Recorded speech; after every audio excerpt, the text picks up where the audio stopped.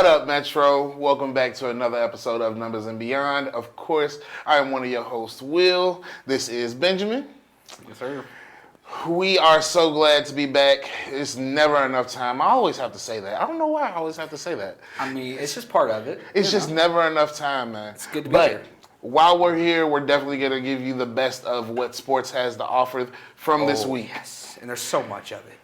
Last night, sir, we had a amazing bowl game, the Fiesta Bowl. It was with Miami and Ole Miss. Ooh. Now, okay, Metro, let me preface this by telling you all, I don't like college sports that much. It's never really that entertaining for me. College football-wise, definitely don't like it. Of course, there's UK. I gotta support them. But this was a game. If there was two teams in the NCAAF that I actually love, it is Ole Miss and Miami. The Miami Hurricanes came in and showed out last night, all right? So for this game, I was excited and I was tuned in until 12 o'clock when it ended. Yeah, this was not a game that was boring by any stretch. Even though it was low scoring at the beginning, both defenses were really good. They're getting after the quarterbacks. Carson Beck's an amazing quarterback, by the way. I think I was leaning towards Ole Miss getting the win anyway. So I was torn on it, but I think with the coaching situation and everything there, like that's where I kind of was like, where do I feel? But Ole Miss, I feel like was a better team. But Miami's defense is top incredible. notch. It's incredible. They showed up when it counted. Now, granted, they almost lost that game. They almost did. 18 seconds left on the clock, and they went 40 yards in, 10 seconds? Yeah, and that's a testament to Carson Beck. That's, Oh, no, not Miami. Are you talking about Ole Miss? Chambliss made those passes. Oh. Ole Miss went 40 yards in the last 18 seconds. They had 5 seconds left on the clock, came down to one play, and they just couldn't pull it out. But when we're looking at this game, either one would have deserved to go to the championship. Oh, for sure. Either one definitely deserved it. But Miami showed that fight, that dog, that grit that I would just love to see when I'm watching sports. I think one thing too is their third and fourth down efficiency. The Ole Miss definitely was made it happen. really struggling when they got into third down situations. They were 2 of 10, so that's a problem. Whereas Miami was 11 of 19. Now, Miami got into a lot of third down situations because they had some really long drives, and they would go and they would get that first down, that second down, and they would convert the third. Occasionally, twice, they went into fourth down situations, and they were 2 of 2. Miami, as an offense, looked a lot better than Ole Miss. Ole Miss was not consistent whatsoever. And I want to preface this by saying that if Ole Miss's defense hadn't saved them in some of those situations, this score would have actually ran away from them way quicker. Throughout the first half, Ole Miss forced a few third and long situations. And almost a couple interceptions at Miami. They just kept dropping them. They just kept dropping them. Defensively, Ole Miss kept their team in there. Oh, yeah. I mean, other than that, Miami would have actually ran away with this game way tougher. But on the same token, I just feel like Ole Miss, if they just kept that consistency, defensive and offensive, we would have been talking about a different game. Matter of fact, the game probably still would have been going. Triple, quadruple, cinco, like overtime. Literally, I would love to see it. But well, all in all, that was a great game. It was air, ground, defense. It was great. There was a couple of doinks that I got from. There was 2 50-yard doinks off of the field goal. That was actually crazy. One of them didn't go in. The other one did. Yeah. But those doinks were hilarious. Those were the best. I think that's what amused me because it was a really good game, right? It was going back and forth, all this. The doinks just kind of slowed it down, gave us something to laugh at, and then boom, right back into action. But yeah, it was a great game. 31-27, Miami took the win, and now they're going to the championship. Hey, man. Moving into this next game that we have tonight. Ah, yes. Oregon and IU. Who do you got, sir? I gotta hear your thoughts on it before I give mine. Who you got? 13-1, 14-0. This is a very tough one to call. I don't want to look at when IU and Oregon already played earlier this year, because if I look at it from that perspective, you would say, okay, IU's going to win this. And they very well might. And I do think that their style of ball is just, it's perfect. I don't know what it is that they've done to. I mean, they had a good year last year. It's called that dog.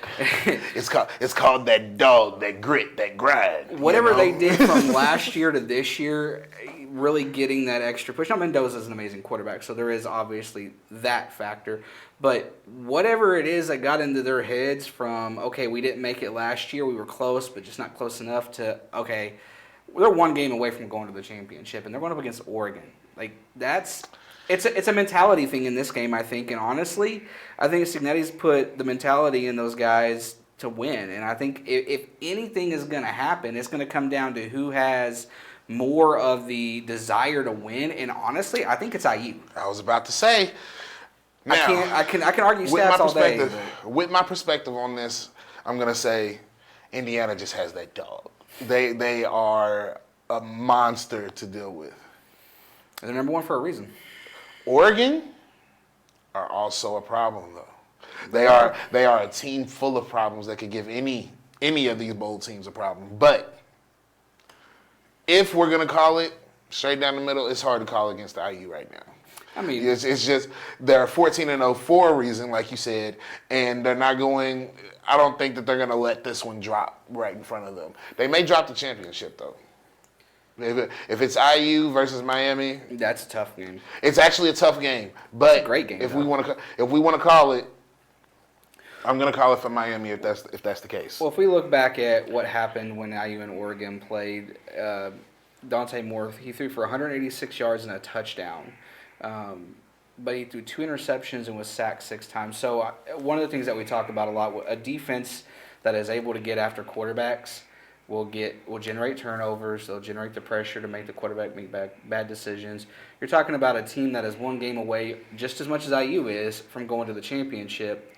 And you look at what happened when these two already played once this year, and the type of pressure that IU is able to throw at them. Mm-hmm. And they got that dog in them in the way that their big boys are just mean. They go after the quarterback and they don't stop until they get them. And I think that's one thing Moore is going to have to deal with this, particularly in this game, is his offensive line has to do their job, but he has to be able to adapt to that pressure and not throw interceptions. And he has to be okay getting hit, getting back up and making those hard throws. That's the aggressiveness. That's that grind, that grit that I'm talking about. Who is going to be able to perform that way? Those are the only people that I actually respect when it comes down to winning and losing. How did you win? How did you lose? Because those things matter. It's the exact problem that I have with the Denver Broncos. It's the problem that I'm going to keep having with them until they actually put out some pretty wins. How you win and how you lose matters to me. And it should matter to everybody, but apparently it doesn't. I.e. Metro. I.e. It should matter. It does, but when you're winning every game, then you start to take away from you lost 5, 6, 7 games. Whenever they choose the teams for the playoffs, how the wins happen matter, right?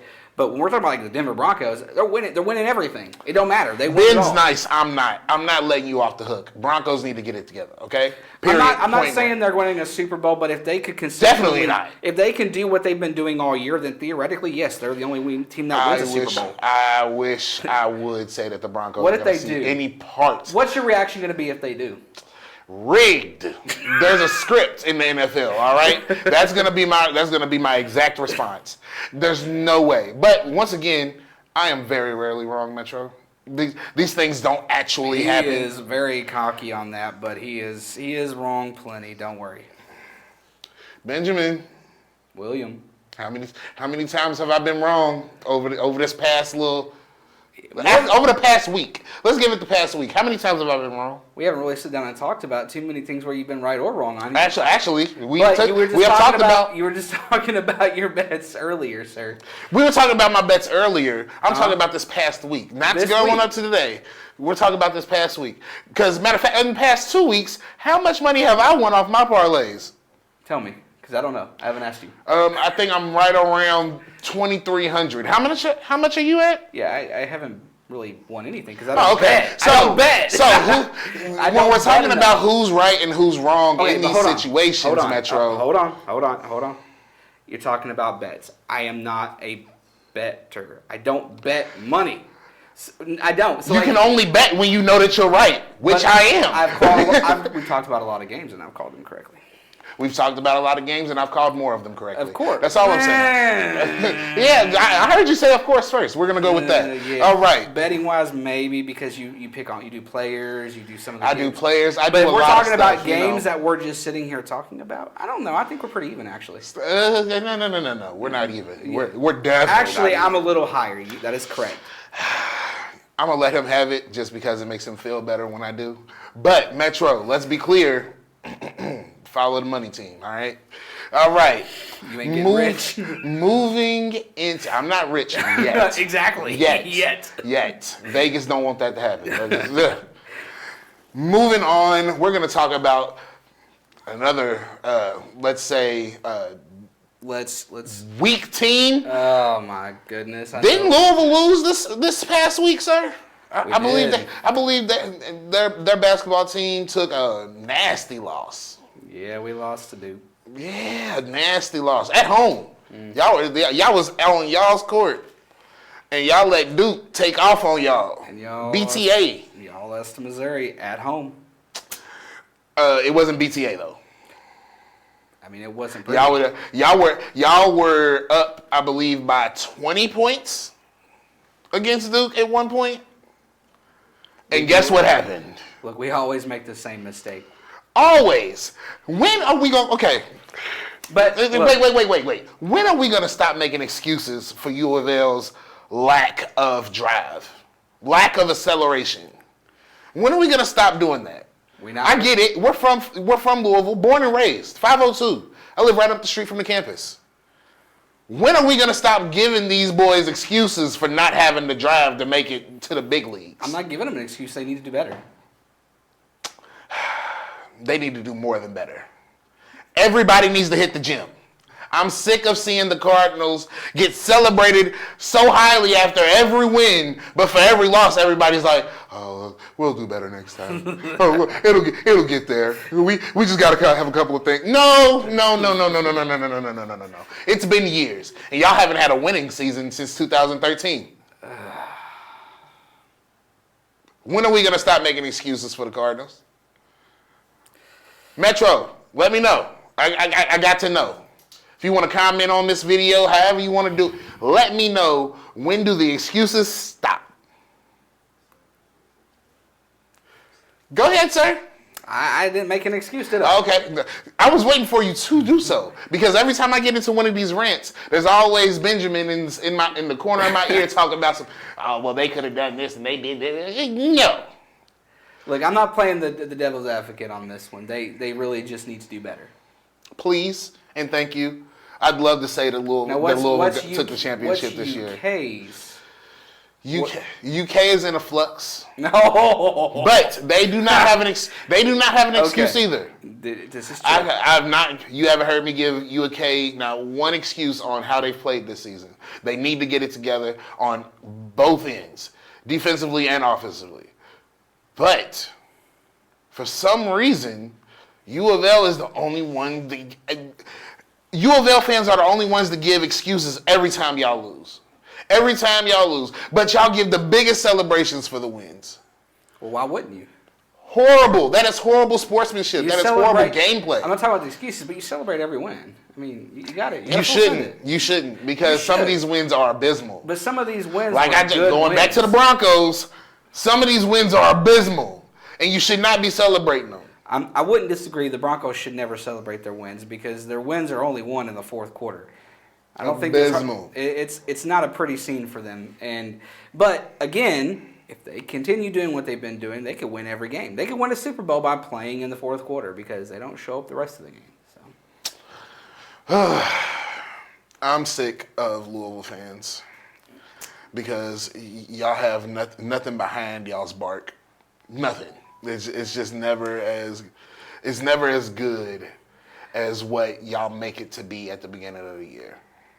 At the beginning of the year, it's all hunky-dory. Oh, we got a new coach. Oh, we got this new star. He's going to do amazing things. No, he's not.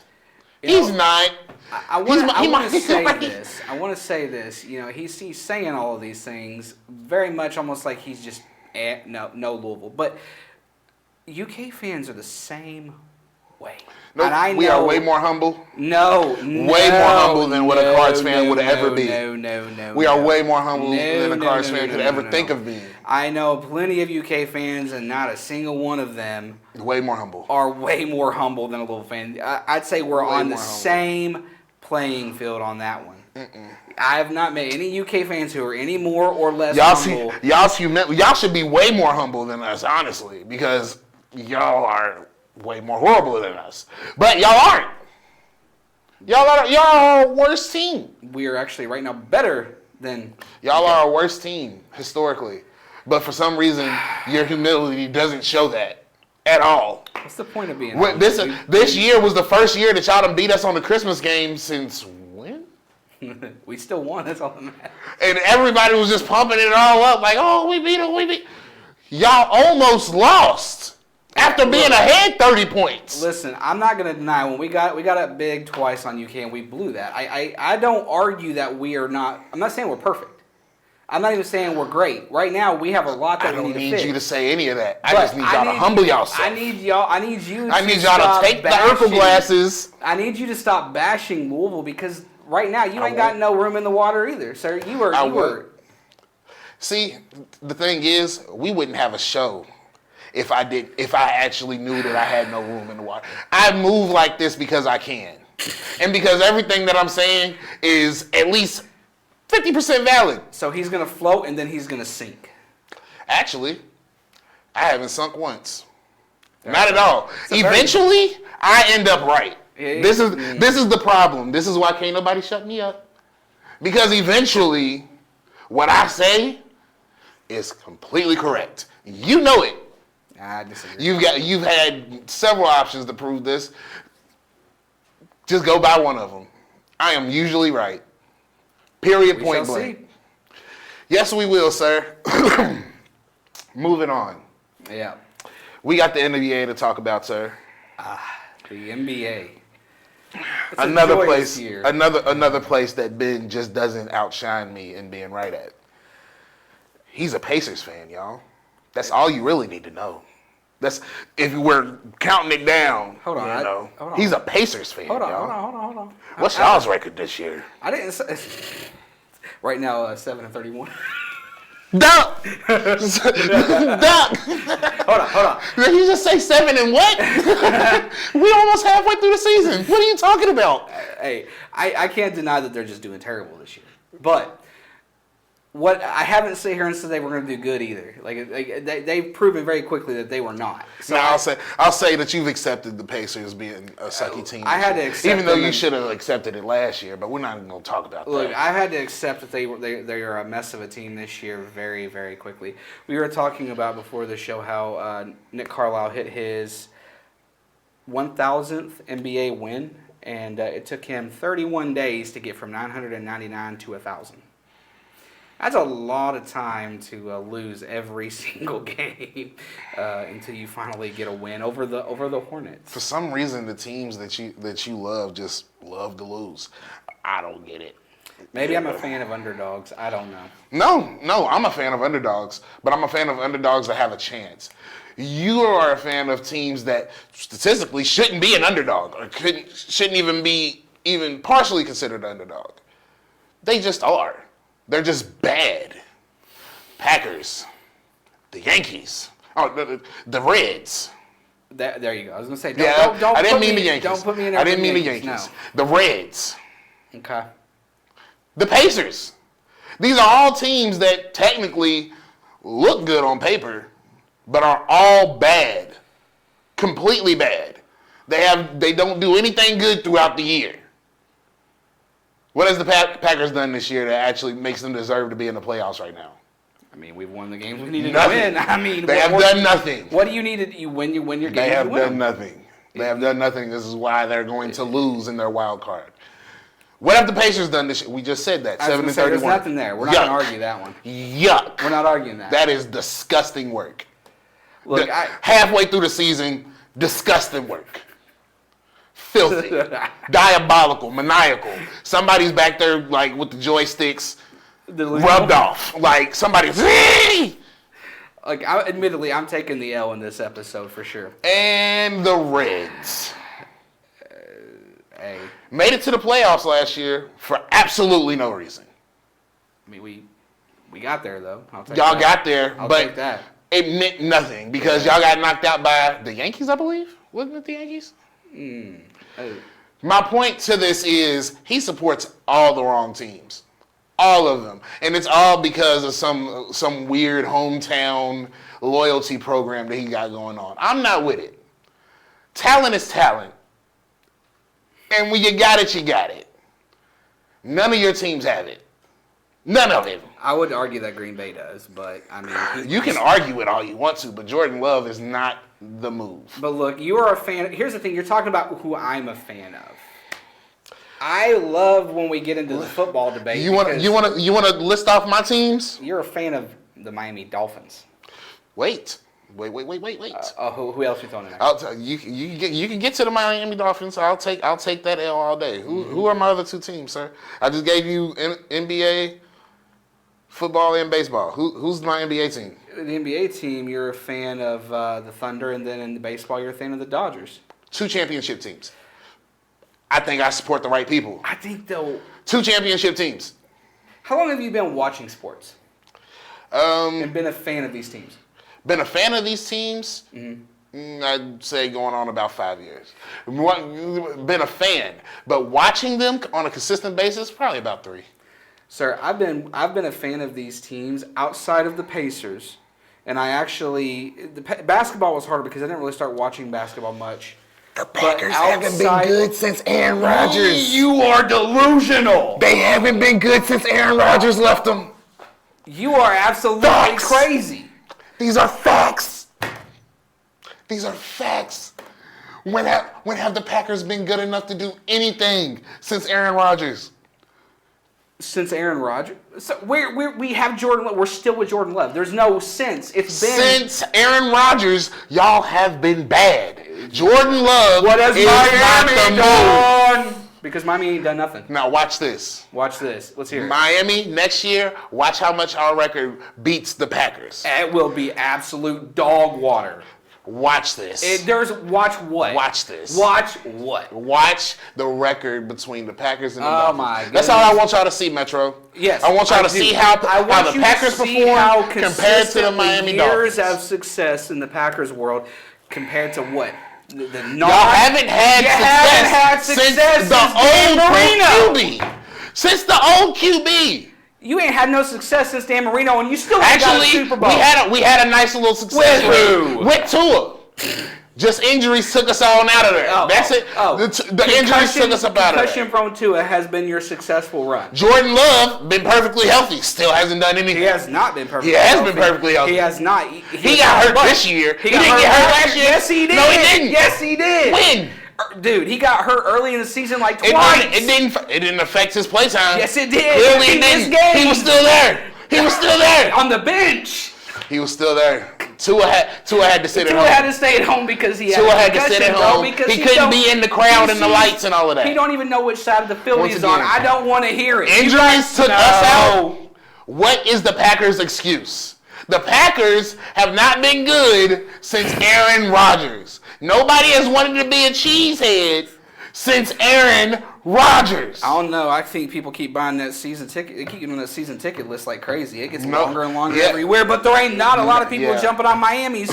Y'all just got rid of Mike McDaniel. This is going to be the end of your little fun time era. It's over. The golden hour is gone. Wait until we see this new head coach. And wait until you see y'all the get cohesiveness of the Dolphins. Y'all ain't getting nobody. Wait until you see the cohesiveness of the Dolphins. Ain't nobody compared to the Green Bay Packers. Sir, compared to the Green Bay Packers. We have a lot better, brighter future. Horrible. Our future is brighter. Our history is epic. Our current is, while it's a struggle, it's still better than Josh Miami Jacobs on his way out. The Miami players Jordan Love should have never been there. Y'all, the only highlight that y'all have right now is y'all's defense. And Michael Parsons is gone. Now y'all have nothing. Now y'all have no wins under your belt. You have nothing to go forward to for the rest of this year. You're not about to get another win. It's about to be great when we beat the Bears. When we beat the Bears. Hopefully. When we beat the Bears. It's literally... Because Miami's not playing anybody. You're right. You're right. Miami is sitting at home right now preparing for the next season. But guess what? They're going to push for 6 wins. Y'all just did all of that training and all of that prep work just to lose in the wild card round. Just to lose to the Bears. Literally. Y'all lost to them twice already, right? We lost 1-1, sir. We won the first one. Oh, okay. You won the first one, okay. Barely, though. I remember that game. Y'all won by like 3 points or something like that. And it actually came down to the wire, and y'all almost let Caleb Williams and the Bears dub y'all. But we did. And then, next game, y'all got demolished. I wouldn't call it demolished. I would call it demolished. Regardless, we're about to settle. They outplayed y'all crazy. We're about to settle that. Let's hope so. I do. Those Packers don't have what it takes. Yeah, okay. That's it. That's all. I'm not even. I mean, coming from a Miami fan, I guess that's just natural born hate. All right. But let's be clear. Any team that I've actually supported over this year, which has been the Bears, by the way.